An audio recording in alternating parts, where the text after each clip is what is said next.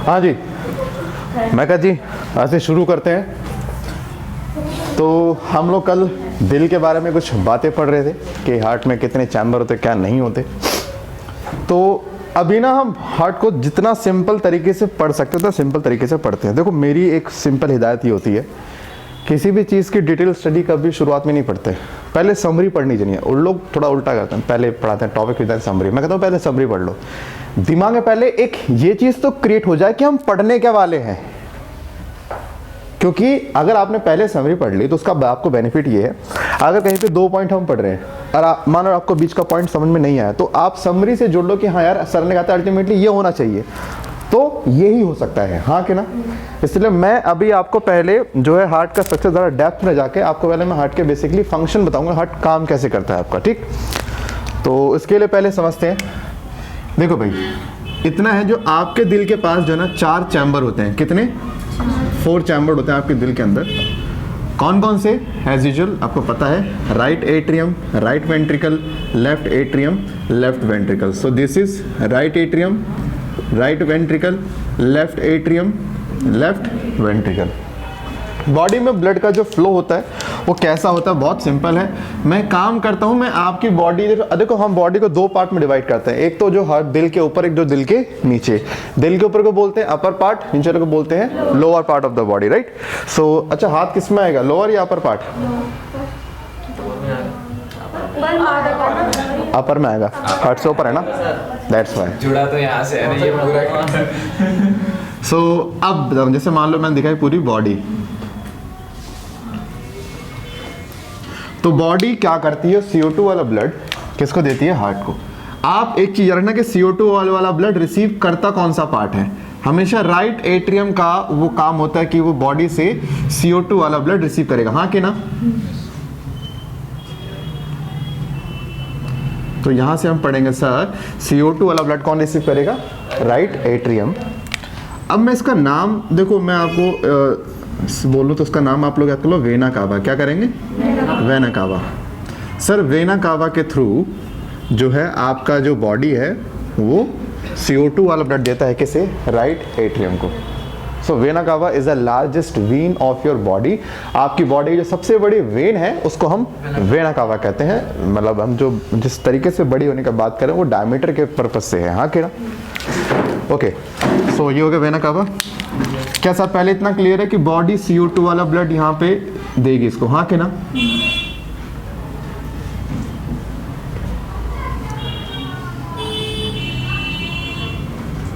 इतना क्लियर? उसके बाद क्या हुआ, ठीक है ना। अब उसके बाद बॉडी क्या करती है कि राइट एट्रियम से वही CO2 वाला ब्लड किसे दे देती है? राइट वेंट्रिकल को, कि भाई ये ले तो CO2 वाला ब्लड, है ना। ऐसी करेगी बॉडी। और राइट वेंट्रिकल को जब अच्छा पीछे कुंडी बंद है ना, हाँ जब भी बंद करके आना। अब राइट वेंट्रिकल में जो CO2 वाला ब्लड आया है वो कहाँ जाएगा? बॉडी में कहीं तो भेजना होगा ना। तब यहाँ से हम भेजते हैं टूवर्ड द लंग्स, हाँ के ना। तब यहाँ पर हम भेजते टूवर्ड द लंग्स भेजते हैं।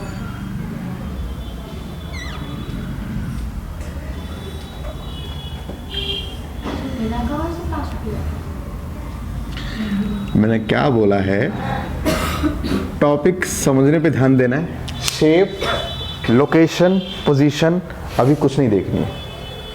मेरा मकसद सिर्फ एक ही समझाना है, हार्ट की फंक्शनिंग। मेरा मकसद ये नहीं है कि वेना कावा की पोजीशन क्या है, ठीक है, किस रास्ते से जा रहा है ना, ब्लड वहां जा रहा है इतना पता मैं बता रहा हूँ तुम्हें। ये समझ में आ गया ना, तो सबसे कॉम्प्लेक्स स्ट्रक्चर तुम्हें हार्ट का भी देखो चुटकियों में आएगा समझ में।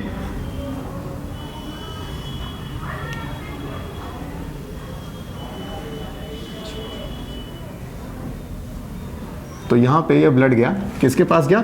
लंग्स के पास गया। तो यहाँ पर भाई ये रहे लंग्स।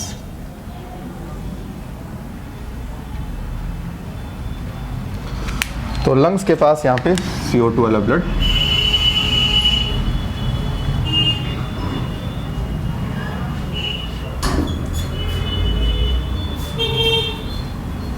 ठीक है। इसमें क्या ट्रेवल कर रहा है? CO2। अब भाई किस आर्टरी या वेन के थ्रू ये ब्लड क्या होगा? सो नो डाउट, जब भी कोई दिल से खून लेके जाएगा हमेशा आर्टरी होती है, यस और नो?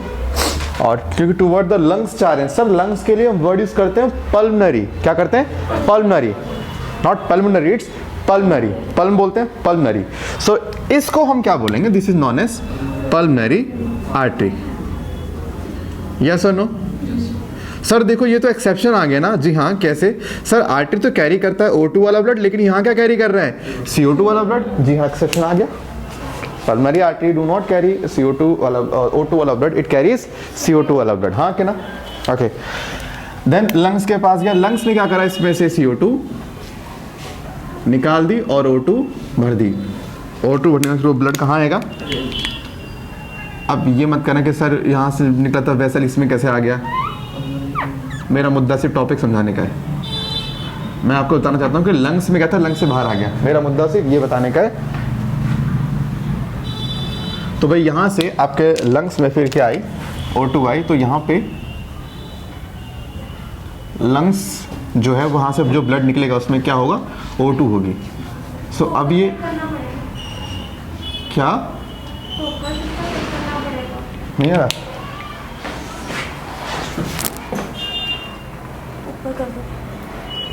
इसको फोकस में दो, इसको बोलते हैं फोकस में। जो मैं ब्लर हूँ ना, ब्लर तब बोला कर, ठीक है? देख इधर खड़ी हो, ये रिंग है, ठीक है? रिंग ये मोटी वाली, फिर घुमाएंगे ना पास और दूर होगा। तो अगर लगे मैं ज़्यादा मतलब वो हूँ पास में तो दूर कर लियो, मतलब घुमा के चेक कर लियो अपने हिसाब से। हाँ जी, तो O2 वाला ब्लड आएगा यहाँ। अब आने के बाद फिर क्या होगा भाई? यहाँ से ब्लड कहाँ जाएगा? लेफ्ट वेंट्रिकल में। हाँ कि ना? और लेफ्ट वेंट्रिकल से फिर वही ब्लड कहाँ जाएगा? बॉडी पार्ट्स तक जाने वाला है। ऐसा होगा? सो यहां पर जो ब्लड ट्रेवल कर रहा है वो कर रहा है O2 वाला, इसको हम बोलते हैं ऑक्सीजनेटेड ब्लड। अच्छा, ये चीज क्या होती है? एओर्टा। क्या होता है? ये वाली चीज क्या होगी? Pulmonary when. क्योंकि सर देखो, लंग्स से अगर आपने कनेक्ट कर लिया तो हम पल्मनरी शब्द का यूज करेंगे। और मैंने कहा था वेन क्या होता है? वेन वो चीज होती है जो दिल तक ब्लड लेकर जाती है। जो दिल तक ब्लड लेके जाए उस वेसल का नाम वेन, और जो दिल से ब्लड बाहर लेकर आए वो आर्टरी। हाँ या ना? तो ठीक है सर, मुझे समझ में आएगा कि दो एक्सेप्शन हो गए। और कभी मेरे से एग्जाम में पूछता है कि बताइए कौन सा वेन है जो O2 कैरी करता है, तो हमें सर हम याद कर लेंगे सर, पल्मनरी वेन इसका बेस्ट आंसर है। हाँ कि ना? ओके, तो यहाँ पे फिर से क्या होगा? बॉडी यूटिलाइज करेगी, बॉडी फिर से इसमें CO2 डाल देगी, एंड देन ये प्रोसेस चलता रहेगा। हाँ कि ना? अगर आप यहाँ पे देख रहे हो तो आपको दिख रहा है कि जो आपका हार्ट है वो दो डिफरेंट बॉडी पार्ट्स के बीच में ब्लड सर्कुलेट कर रहा है। हाँ कि ना? एक तो हार्ट और बॉडी का अलग चल रहा है, हार्ट और लंग्स का अलग चल रहा है। दैट मीन्स एक तो ब्लड का सर्कुलेशन में दिखाऊं,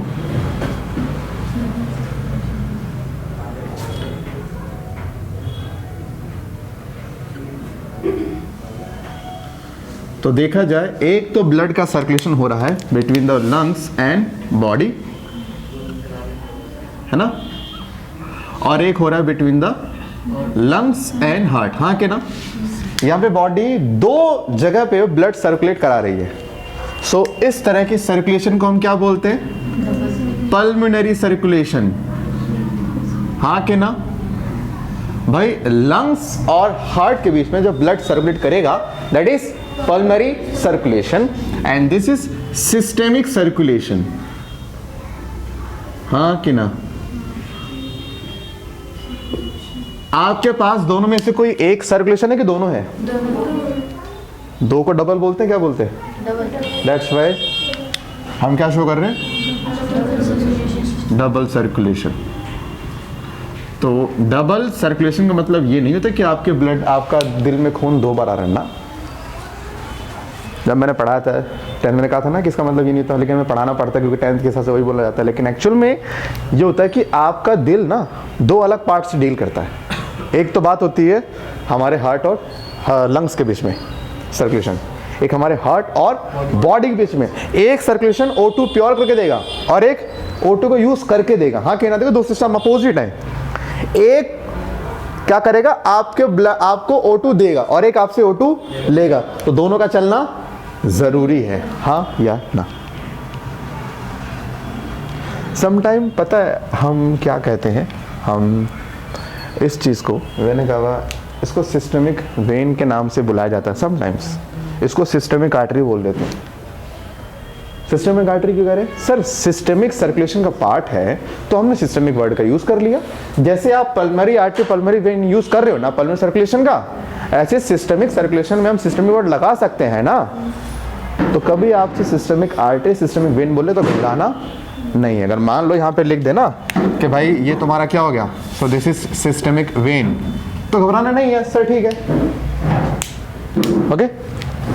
अच्छा हो गया, लड़की सीख रही है भाई, कोई नहीं, शादी वादी आएगी तो दोनों चलेंगे, ठीक है।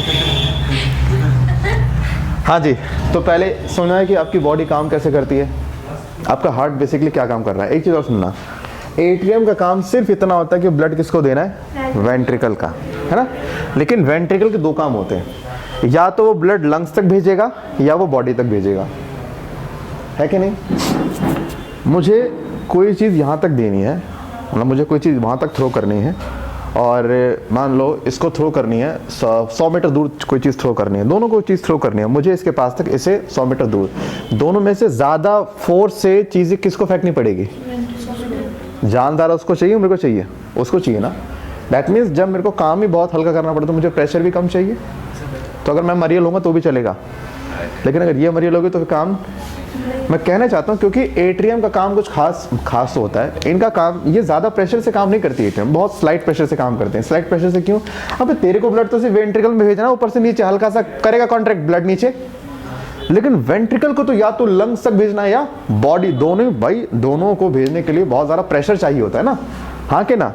क्योंकि वेंट्रिकल्स ज़्यादा प्रेशर जनरेट करते हैं एज कंपेयर टू आर्ट्रिकल एट्रियम, दैट्स वाई इनकी जो वॉल होती है वो काफ़ी थिक होती है एज कंपेयर टू एट्रियम। जितनी थिक वॉल वेंट्रिकल की होती है उतनी कभी एट्रियम की। कारण है कि भाई जो ज़्यादा प्रेशर जनरेट करेगा उसको फोर्स भी ज़्यादा चाहिए होगा, एंड एक्सेसिव फोर्स किसी भी मसल को डिस्ट्रॉय कर सकता है, तो उतना बेयर करने के लिए उसके पास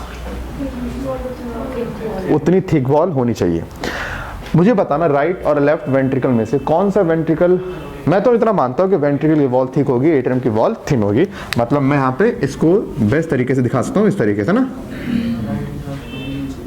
ताकि आपको दिखे कि वॉल थिक है। ये डायग्राम में दिखाना जरूर, ठीक है। क्या लेफ्ट और राइट वेंट्रिकल की वॉल एक जैसी थिकनेस शो करेंगे या अलग अलग? कशिश दोनों अलग अलग थिकनेस क्यों शो करेंगे? मैं मानता हूँ वॉल मोटी होती है वेंट्रिकल की एट्रियम से, लेकिन अब वेंट्रिकल में कंपैरिजन आ गया। क्या इन दोनों वेंट्रिकल की वॉल एक जैसी थिक होंगी या अलग अलग? क्यों?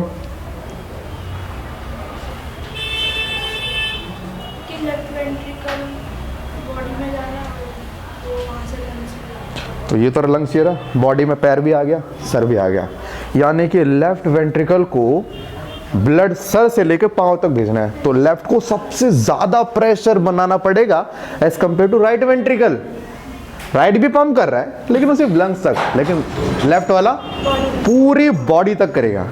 तो इसका मतलब क्या हुआ, क्योंकि लेफ्ट वाले को पूरी बॉडी में ब्लड भेजना है, इसलिए इसको प्रेशर भी बहुत ज़्यादा जनरेट करना पड़ेगा। इसीलिए इसकी वॉल 3 टाइम ज़्यादा थिक होती है as compare to right. Exactly, इसकी वॉल ज़्यादा थिक होती है as compare to right atrium, right ventricle. इसलिए एग्जाम में क्वेश्चन आएगा कि भाई इनमें से जो लेफ्ट वेंट्रिकल की वॉल है वो कितने टाइम ज़्यादा थिक होती है? आंसर इज 3 टाइम, हाँ कि ना।